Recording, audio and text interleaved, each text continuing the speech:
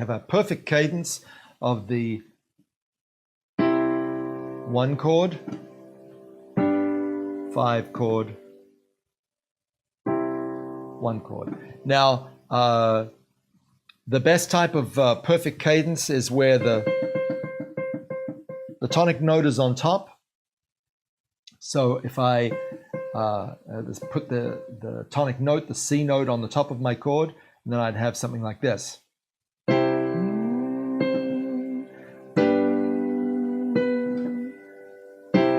Right? Now you've got a classic perfect cadence where the melody goes da da da, right? Between the 2 chords.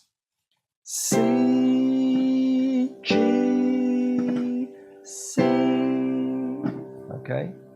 And this is the most classic of the cadences that we have, the perfect cadence, the 5 chord resolving to the 1 chord, which is, as I said before, what it really wants to do. Okay, and what helps it along is that B note going to the C note, right? That's my 7 note in the scale, which is called, remember what this note is called?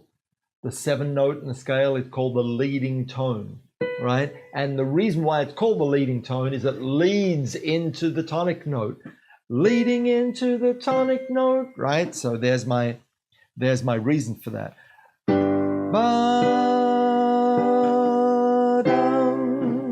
Okay, so there we have a very strong movement of that half step, giving us our perfect cadence. Another type of cadence would be where I'm playing the C chord, going to the F chord, and then resolving back to the C chord. So again, if I put the C note on top,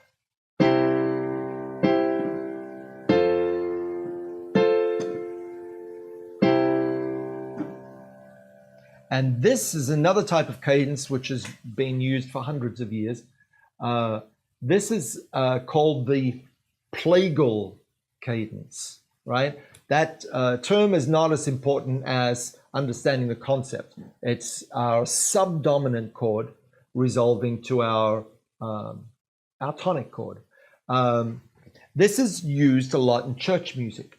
It's sometimes called the amen cadence, because when you finished a hymn, you'll finish it with, oops, not that, you'll finish it with amen,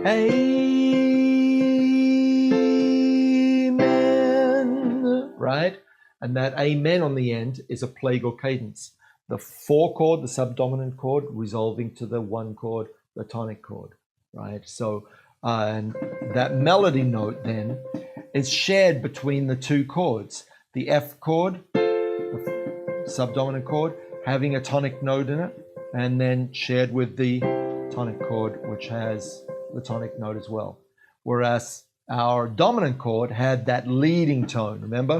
La, di. The tonic, subdominant chord, la, amen. We've got that sort of thing going. So there's our plagal cadence. And these are 2 very basic sorts of cadences that we have. And a cadence is just a way that we resolve. That's what it means. How do I resolve? What sort of cadence is that? How do I resolve this? There's also things called half cadences. Half cadences are where I'm in the key of C,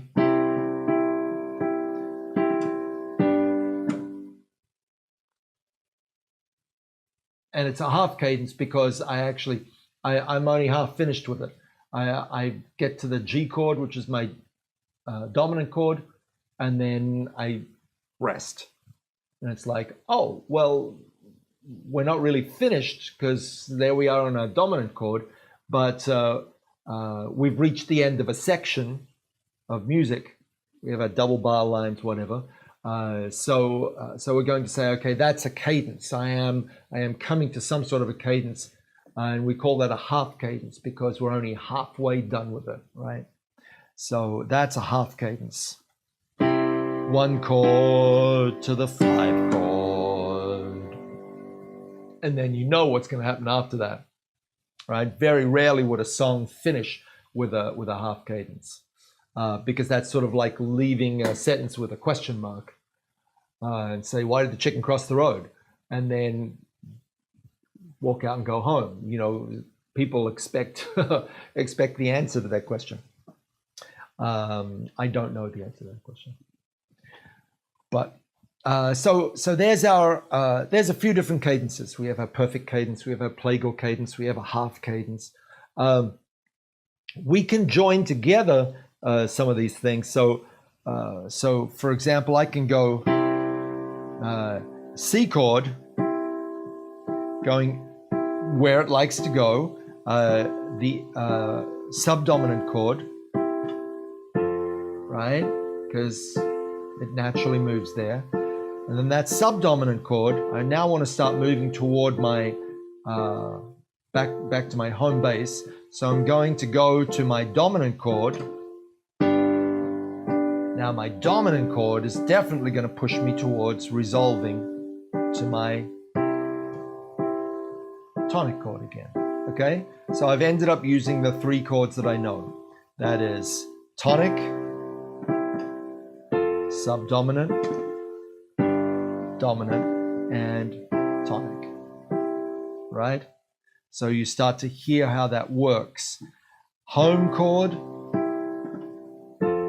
away, moving toward the tonic, back to the tonic, right? The natural ways that these chords like to move.